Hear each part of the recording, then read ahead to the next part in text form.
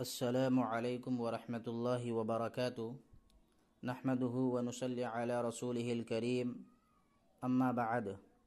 محترم ناظرین و سامعین، میں آپ حضرات کی خدمت میں محلے کی مسجد میں جماعت ثانیہ کا کیا حکم ہے، اس سلسلے میں چند اہم مسائل پیش کروں گا، بغور سماعت فرمائیں۔ بسم اللہ الرحمن الرحیم۔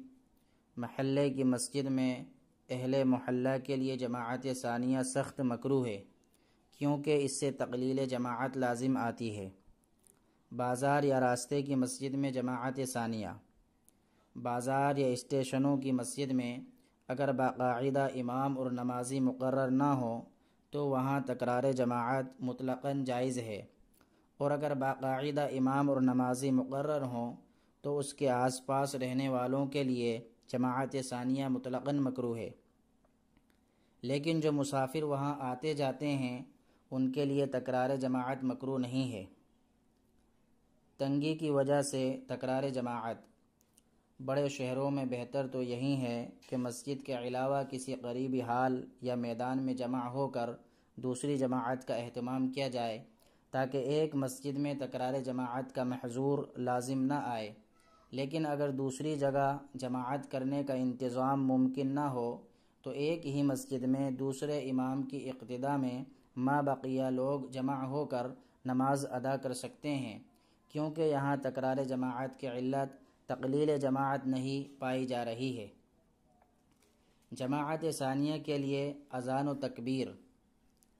دوسری مرتبہ جو جماعت ادا کی جا رہی ہے اس کے لیے اذان و اقامت نہیں کہی جائے گی۔